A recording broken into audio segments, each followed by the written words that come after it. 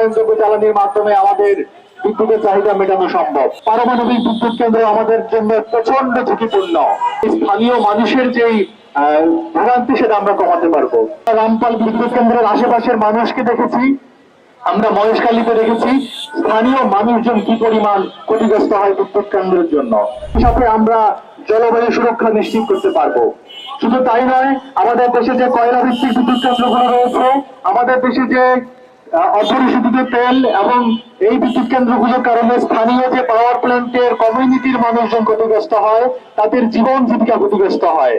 আমরা রামপাল বিদ্যুৎ কেন্দ্রের আশেপাশের মানুষকে দেখেছি, আমরা মহেশখালীতে দেখেছি স্থানীয় মানুষজন কি পরিমাণ ক্ষতিগ্রস্ত হয় বিদ্যুৎ কেন্দ্রের জন্য। তো আমরা যদি নবায়নযোগ্য জ্বালানিতে রূপান্তর করতে পারি, তাহলে আমাদের এই স্থানীয় মানুষের যেই ভোগান্তি সেটা আমরা কমাতে পারবো। শুধু তাই নয়, আমরা আরেকটা দাবি স্পষ্ট করে করতে চাই, আমরা পারমাণবিক বিদ্যুৎ কেন্দ্র বাংলাদেশে দেখতে চাই না। আমাদের দেশে 16 কোটি মানুষের বসবাস, কেউ বলে 20 কোটি মানুষের বসবাস। এই ছোট্ট একটি দেশে পারমাণবিক বিদ্যুৎ কেন্দ্র আমাদের জন্য প্রচন্ড ঝুঁকিপূর্ণ। আমরা পারমাণবিক বিদ্যুৎ কেন্দ্র দেখতে চাই না, আমরা এলএনজির এক্সপানশনও দেখতে চাই না। আমরা স্পষ্টভাবে নবায়নযোগ্য জ্বালানি দেখতে চাই, কারণ আমাদের দেশে বছরের 365 দিনই সানলাইট পাওয়া যায়, সৌরশক্তি পাওয়া যায়।